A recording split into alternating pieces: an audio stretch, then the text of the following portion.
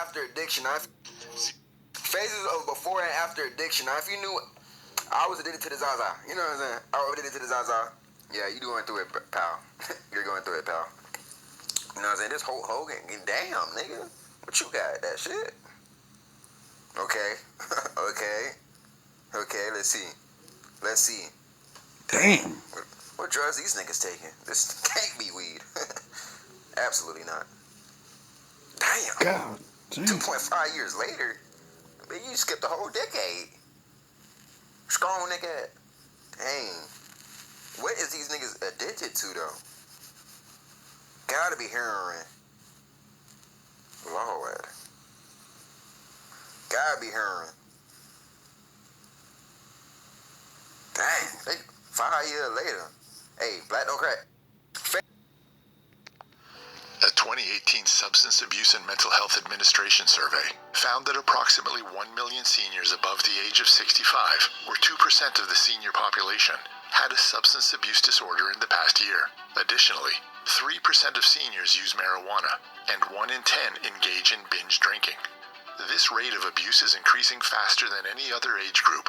Let's look at the 5 common reasons why this happens to seniors. 1. Prescription medications. While prescription medications can help relieve symptoms and improve the quality of life, misuse can turn into abuse. 2. Social isolation. Social isolation can lead to negative emotions such as loneliness, boredom, and stress, which may result in substance abuse. 3. Mental health. Mental health issues arise from various factors, including the natural aging process, physical health problems, social isolation, and other stressors. 4. Retirement. Retirement can leave some feeling idle and unfulfilled, often drawing them to drugs or alcohol to fill the void. And 5. Grief. Grief, especially after the loss of a loved one, can be challenging to cope with, and some older adults may use substances to numb their pain. To address these issues, addiction treatment for older adults should be tailored to the individual's age and health status. At More Than Rehab, we offer treatment options that include medication-assisted treatment, behavioral health therapies, counseling, and support groups. In some cases, long-term residential care may be necessary to ensure the individual gets the treatment they need to successfully manage addiction and... They should have buried him deep enough that even history wouldn't remember his name. But they didn't. Now it's too late. Now they understand. Now they feel what he once felt. They should have left you alone. They should have walked away when they had the chance. But they didn't. And now it's too late. You gave them every warning, every opportunity to stop, to let you be. But they pushed, they tested. They wanted to see how much you could take. They mistook your silence for weakness. They mistook your patience for surrender. They thought they could break you. Welcome back. So as I'm examining my neighbors today, looking in their faces, like, I wonder what you used to look like. You know, because you kind of got the I'm a junkie look. It's so sad to see so many people think they're hiding because they think they still look the way they used to. Oh, no. You don't. And everyone can see.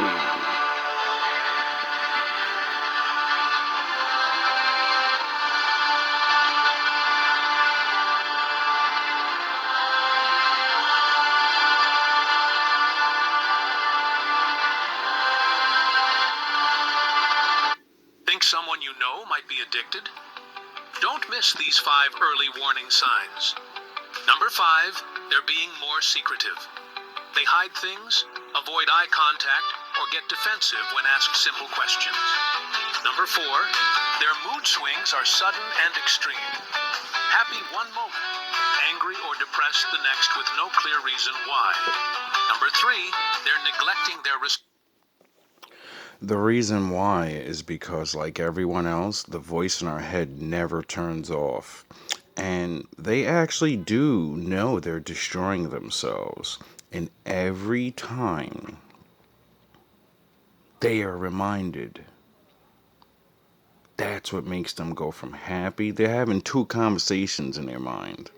You know, they're living two lives at the same time, pretending not to be a junkie, but also harboring all the bad side of it, the downside of it. You know, after you do the drugs, you feel like shit again, and your body just keeps decaying. You get worse and worse. You know you're killing yourself, but you're still like a kid and saying, "That's not gonna be me." responsibilities, skipping school, work, or family events. Things they used to care about don't matter anymore. Number 2, there are physical changes, weight loss, red eyes, unusual smells, or poor hygiene.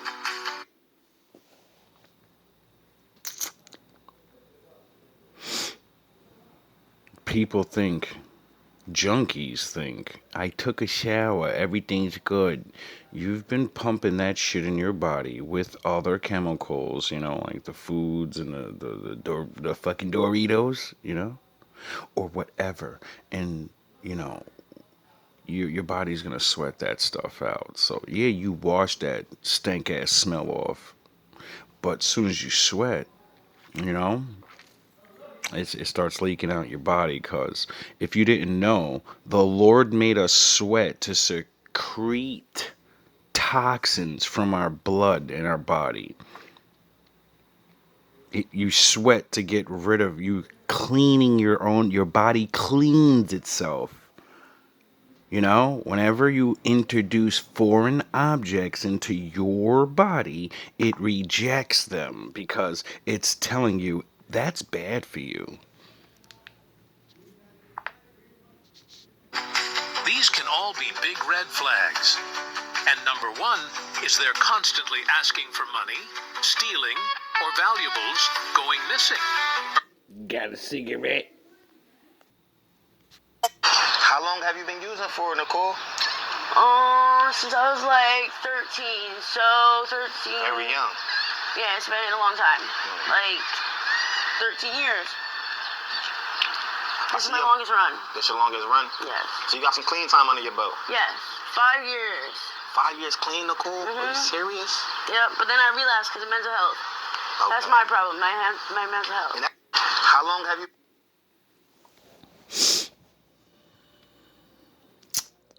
I guess you meant a swindler. I'll take care of you, girl. Don't worry. Just try this. Take a little bit of this. Right? Never killed anybody. It never robbed them of their life and has you literally changing into the person you don't want to be. And further you go down that road, you gotta do things to, you know, live that path. And that would mean, you know, like you said, stealing and robbing and lying and, you know, all the things that destroy what character you have left. That's where the jealousy of others come in. You know, that's where your hatred comes in. That's where the excuses come in. You're not talking to somebody that I used to be a drunk. Drink every single day. You know? So, you're not gonna fucking sit there with the who the fuck do you think you are? I used to be one of you. And then my father visited me and said, look at that old nigga. That's you. That's gonna be you soon.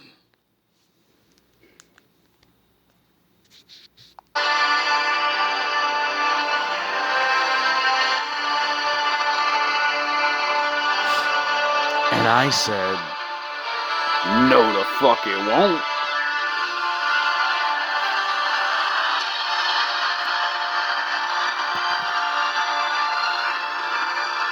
And then I said, thank you, Father.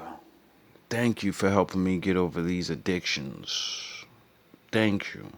I think now that I've gotten over these things, that it's possible for other people, because in my mind, I didn't even know I was addicted. And back then I said, nah, once you're addicted, you're finished. But I'm not addicted. I'm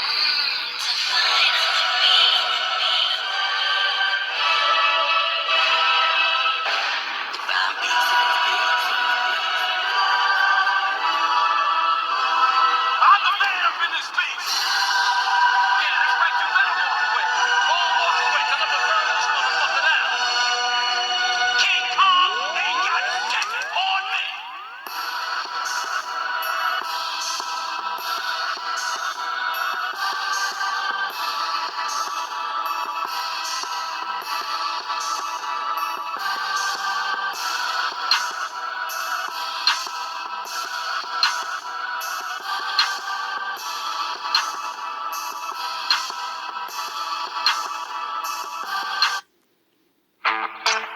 Man, stay in patrol, okay? This is investigations.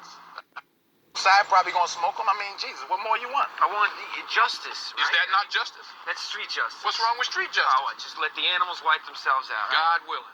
Fuck. Everybody who looks like it. And then I found out that's how normal people feel about us. And I said, wait up. You haven't been addicted. You led a good life, and you believe in Jesus. You're covered in the blood of Christ. And you look at people like that? Unredeemable? That's very interesting. Unfortunately, it doesn't work that way. The good guys, they die first, right? Those school kids and moms, family men, they the one that catch the stray bullets in the noodle. And then I noticed that it's not because, it's more fear than anything, Everybody knows when you get out in the real field, you got to talk to the real people that really need help. And that means they might pull a blade on you. They might tell you, fuck you and your God. I'll send you up to him right now. To protect the sheep, you got to catch the wolf. And it takes a wolf to catch a wolf. You understand? And they're not going to become wolves. They're sheeps. They're Jesus's little sheeps. They just run around and pop shit to people that are probably doing good, It's so amazing to see so many of these fucking people posted up on corners, even my people. And they're preaching the word to normal people just walking by. I'm like, I don't think that's what Jesus was doing. I think he was around people that actually needed the word. But the people that actually need the word may actually be on the other guy's team. You know? And they don't like your side. And they don't want you to come around saving people. They're making money off these fucking people. You said that your people have been fighting for 400 years. And your people's too. So I just want you to explain what you mean by that. You know what I'm talking about. Y'all all know what I'm talking about, man. Don't sit up here and try to bait. Now, unbeknownst to most people, nothing's new under the sun. And my father talks about drugs in that book. And not just fucking some beer, some ale, or some alcohols, some weeds and shit, the natural things that, like, man figured out, oh shit, that plant can get you some feelings and shit. I'm gonna go do some of that. The Lord did say you could do with anything that got a seed. You could do whatever you want with it, because I gave it to you. So, now we're talking about pharmakia. Have you ever heard of that word? It's where we get the word pharmacy from. It's an old Roman word for, physician. drug dealer. You know? See, like, when you look back at the old days and you see that this nigga was posted up on the corner selling drugs he made up to people, you know, and said, I got the Clintolite, and it'll kill your mumps. It'll take the bad spirits away. It'll solve your depression problem. You want to have sex all night long and be the fucking alpha male and fucking have the greatest cock in the world? Here, take some of this. I need y'all to get this to DJT. Okay. Get this to Donald J. Trump soon as possible. All right. Hey, Donald Trump, listen here, bro. Hey, how much you paying per illegal? What? This is an angle I haven't considered yet. Oh, this is big. Oh, this is real big. How much you paying per illegal? Cause I got about 50 niggas over here, tall ones, like 6'1", 6'2", Wow. 6'3", Wow. that I know can run a Mexican down. What? Okay. Uh-huh. Right. In 0.3 seconds, easy. Oh, that's fast. We can round their ass up for you. All you gotta do is let me know what the price is on their head.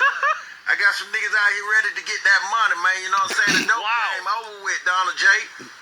So he's saying, bro, activate the crackheads.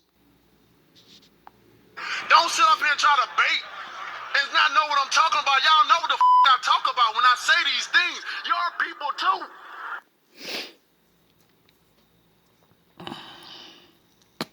Is everybody having fun yet playing Hunger Games? I'm not. You know? Tired of the game. But unfortunately, you know, all these things that got people so riled up in their little worlds. You know? Anyway. As I watch my father speed up the process with some of these people and watch them deteriorate, it keeps popping in my head. How don't they know? Can cocaine abuse cause hair loss? Cocaine and hair loss are linked in several ways. For one thing, cocaine causes fast weight loss, depriving your body of the minerals it requires for good hair. Second, cocaine can cause telogen effluvium, or stress-induced hair loss. Finally, cocaine can lead to lifestyle choices that are detrimental to the health of your hair and body. These hairs will shed after 3 months, resulting in more hair loss than usual. Typically, cocaine hair loss is frequently induced by transient stressors, such as increased stress and hunger. Once you're in recovery, your body will most likely spontaneously reverse your hair loss. However, long-term cocaine usage may have resulted in irreversible hair loss that requires further therapies to cure. Love yourself more. I wonder why so many niggas from the 70s and 60s are balding. I wonder why. I wonder why you're 50 but you look 80. Balding. Could it be my father said, "Oh, you wanna live the fast lane? No problem. The thing you're doing is going to speed up your aging process, 'cause you're in the fast lane. And then when you age quicker and die younger, and you watch other people not do that, it tends to make you jealous. Tends to, fuel the rage within you. Like, why does he get to look like that? You did too. Then you said, I'm going to do whatever the fuck I want to do. Because there's no consequences, Like Satan. Oh yeah, Satan knew his consequences and then he did it anyway. He didn't not know what was going to happen. you know, and seeing that, you know, this has been going on forever. Um, and a child can watch other people, you know. You don't have to listen to a doctor. You just look at crackheads, age, and then you say, oh shit, that's the symptoms. But everybody seems to be asleep now. Nobody knows what a fucking junkie looks like. What does heroin do to the body? Heroin is a highly addictive opioid drug that can be extremely harmful to the body. Those who use heroin may experience addiction, brain damage, chronic medical complications, or even overdose and death. Use heroin may experience addiction, brain damage, chronic medical complications. When you hear brain damage, just like the rest of us, we think brain damage means you lose your arm. You talk like this now. Or you got, you know, or you're doing the shaking, and we don't realize, no, a lot of it is, you know, you can't, how do you categorize something that, you know, affects all things? You know what I mean? What's low level from 0 to 1? Not I'm retarded now. What's number 1 brain damage? I wonder, does brain damage regular, like, what does it I wonder if you can, you know, lose certain parts of your mind that would, you know, regulate empathy, you know? You know, pieces of your brain that make you an actual human. You know, maybe that's why they always come up with harebrained schemes and ideas to get things, and really believe no one did it before them. Even though there's documentation of like what you're doing, you're gonna get caught, or you're gonna die, or you're gonna have brain damage. You know. Or even overdose and death. Heroin's effects on the body can be devastating. Many heroin users will experience the short-term effects of heroin after only a few uses. Furthermore, the longer a person abuses heroin, the more harm it does to the body. Heroin abuse can result in both short-term and long-term consequences. Seeking heroin addiction treatment is the most effective way to avoid the long-term and potentially fatal side effects of heroin abuse. If you or a loved one has been using heroin, Somebody would have to. It is the best feeling ever. It's like 6 times 10. But it gets dirty and filthy after a while. 6 times 10. Yeah. 6 times 10 is 60. What's that? That's 6 times 10, man. I wonder if feeling signifies truth. You know, everybody's chasing a feeling, but are you chasing the truth? And if you're chasing a feeling, is drugs the only way to get that feeling, or what about the truth? It is the best feeling ever. It's like 6 times 10. But it gets dirty and filthy after a while. 6 times 10. Yeah. 6 times 10 is 60. What's that? That's 6 times 10, man. Come on now. It is the best feeling ever. Until you're broke, and all you have is that feeling. That seems to be shorter and shorter and shorter. Right now, you're high. Yes. When did you last get high? Probably, half an hour ago. 37-year-old, we'll call him John, says he's used heroin for more than half his life. Clean for 7 months last year. His body, his brain, unable to say no to the drug. What is it about heroin that flips that switch for you? I don't know.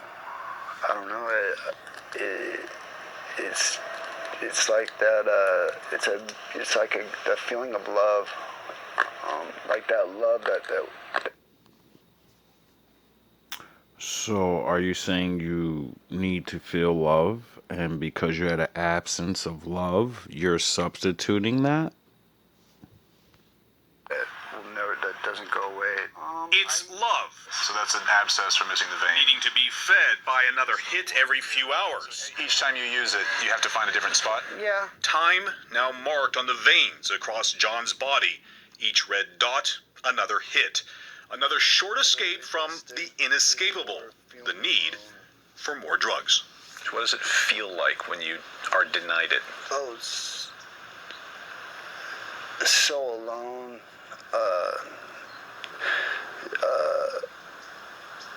Hurting, like just just painful, like just hurting. Alienated. So, would that mean a lot of people have mental problems? Not, I'm retarded. No, you had a rough childhood. Human beings need love when you're a fucking kid. You know, affection and training and, you know, these things. And a lot of us don't get that. And no one tells you if you don't get it, you gotta learn to do it to yourself. You know, you still have to figure these things out. Or you grow up with this gaping hole in your body and you're like, I gotta fucking fill this thing up. I need to fill this up with something. And then you meet assholes that, you know, they see it in you and they're like, I'll fill it up for you. I'll be that thing at $10.99. You know? This is what my father is for. He's supposed to fill that hole. You know? He gives you something to do. He gives you a job. He gives you a purpose. He brings you to the greatest job you'll ever have. You know? Because only so many of us cannot fall to Satan and ruin our lives. And then we can't be in the normie people's world, you know? But you still have work to do. You still can be somebody. You know? The thing you already are, you just don't feel. Get it? Feel. You're going to hear that a lot. Every time you hear anything about drugs and how bad it is and how great it is, yeah, feel. And what did most men are supposed to teach their sons? What do we talk about women all the time? They only go by their feelings. They don't go by the truth. And you know, the truth is the Lord, right? Because the Lord will set you free. Alienated from much of his family, even his ex-wife and 2 kids, now unemployed. Still, the difficulty of getting off heroin, monumentally harder than simply finding another hit. You consider heroin medicine? Yeah, yes. Or I consider it Consider doesn't mean it's the truth. It's a feeling. It's a coping mechanism to deal with the fact that you know you fell, and it's addictive. It's not some, you know, it's not, and you are the only one that can break that. No support team. No, you have to do the work. You could have everyone around. Everyone could, yeah, life could have been opposite and have people there and still fail. I had no one there. I was addicted to fucking drinking. I was addicted to fucking smoking weed and trying and with different things and let's go do this and let's do this party like everybody else. And when I fell and I woke up and said, oh shit, you've become this.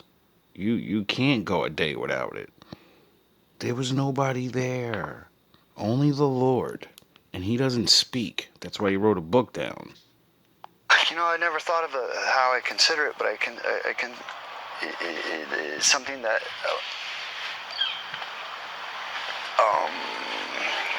I'm normal. I'm like normal. His addiction, about $30 a day, he says. With no steady income, he tries to control his intake so as not to fall too far into debt. The one thing junkies have taught me is the resilience and resourcefulness of men. If that addiction to that drug will literally, they'll spend fortunes on it. And like it said, he doesn't have a fucking job. So you gotta think, what happens if you looked at your regular life that much? What if you loved your regular life that much? You know, like you was addicted to the drug, willing to do anything and everything to get this money to make sure that you can do drugs. You know, build up a whole fucking life and then do drugs and ruin yourself.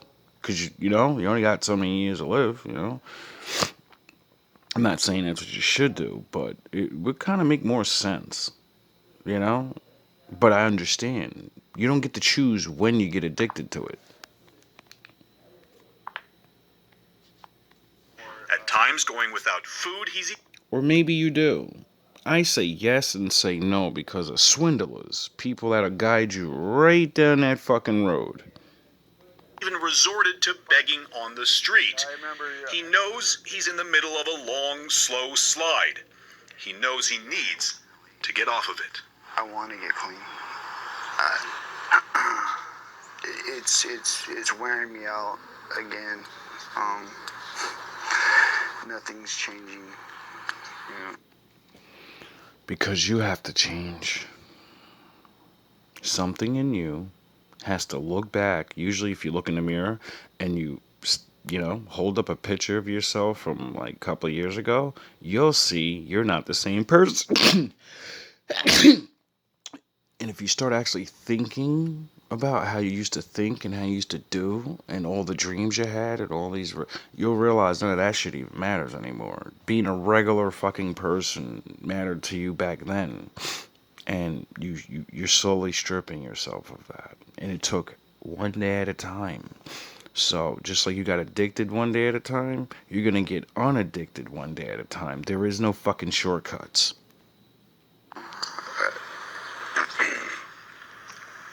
I want to get clean. I don't know. Again, I don't know how. His hope? He'll find the strength to switch off that part of his brain demanding the next fix. That's not how it works. Drugs turn that off so you can be addicted. You get it? Like the drugs and alcohol attack those things. That's why your reasoning goes out of the fucking window. And then if you start at a very immature age and you could be, you know, 50 years old, never had a mature person around you, so you're still 50 years old and immature. So you get it?